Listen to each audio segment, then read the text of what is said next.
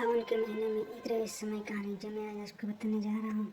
माता सती ने घोर तपस्या करने के बाद शिव जी प्रसन्न होकर माता सती का ये वरदान दिया था कि शिव का विवाह सती से होगा। ये बात कामाख्या मंदिर से जुड़ी हुई कहानी है। शिव और सती का विवाह हो गया, लेकिन विवाह के उपरांत उसका पिता श्री प्रजापति दक्षराज खुश नहीं थे। लेकिन एक दिन की बात है, जब प्रजापति दक्षराज ने एक महायज्ञ का आयोजन किया। यज्ञ में सती ने बिना बुलाए अपने पिताश्री के घर में आ गए और आने के बाद उसके पिता ने उसका घर अपमान किया था।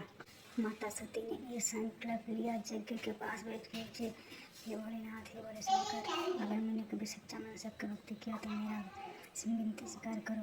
मुझे आज कोई नहीं रोकेगा, मैं अपना देह त्याग करने जा रहा हूँ। इतना अपमानजनक बात सुन के मैं कभी जिंदा नहीं रह सकता। इसीलिए माता सती ने उसी यज्ञ कुंड में अपने देह त्याग कर दिया। सारे देवगणों के समझाने के कारण माता सती का अटल निर्णय अटल ही रह गया। माता सती अपने प्राण को त्यागने के लिए अपने अग्नि देव के साक्षी मान के माता सती ने अपने देह त्याग कर दिया और सभी देवगण देखते रह गए। भगवान भोलेनाथ के शरण करते हुए माता सती अपने प्राण को त्यागने से कोई पीछे नहीं हटा। इसी समय से शुरू होता है माँ कामाख्या की कहानी। जब सती ने अपने प्राण को त्याग दिया, उसे शक्तिपीठ से माँ कामाख्या की उत्पत्ति हुआ था। इस कहानी के बारे में हम आगे बताएंगे। माता सती ने शादी के फिर बेटा ने वचन लिया था, जहाँ पति का अपमान होगा वहाँ हमारा कोई स्थान नहीं है। अपने पति के अपमान जहाँ सह नहीं सकते, अपने यज्ञ के स्थान में भोलेनाथ आके सती का शव को उठा के सारा पृथ्वी के भ्रमण करने लगे।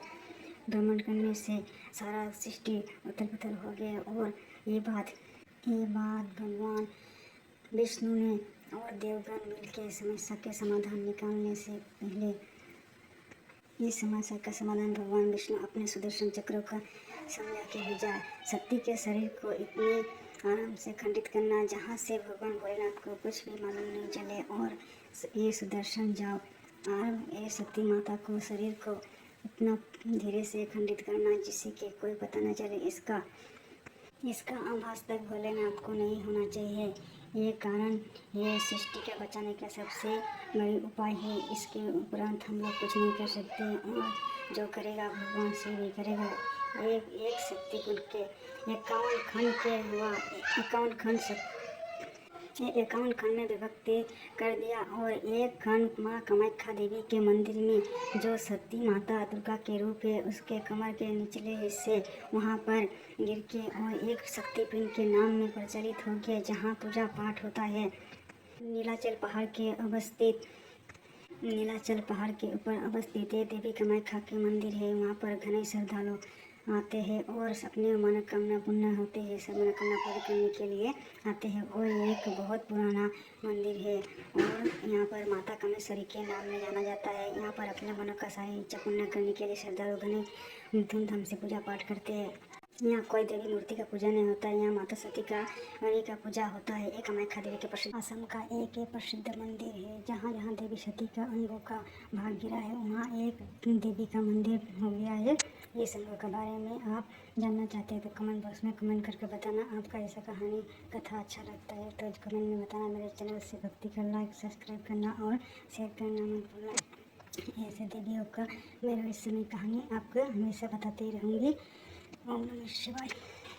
आसाम का एक प्रसिद्ध मंदिर है। जहाँ जहाँ देवी सती के अंगों का भाग गिरा है वहाँ एक देवी का मंदिर हो गया है। इस अंगों के बारे में आप जानना चाहते हैं तो कमेंट बॉक्स में कमेंट करके बताना। आपका ऐसा कहानी कथा अच्छा लगता है तो कमेंट में बताना। मेरे चैनल से भक्ति का लाइक सब्सक्राइब करना और शेयर करना मत भूलना। ऐसे देवियों का मैं रहस्यमय कहानी आपको हमेशा बताती रहूँगी। ओम नमः शिवाय।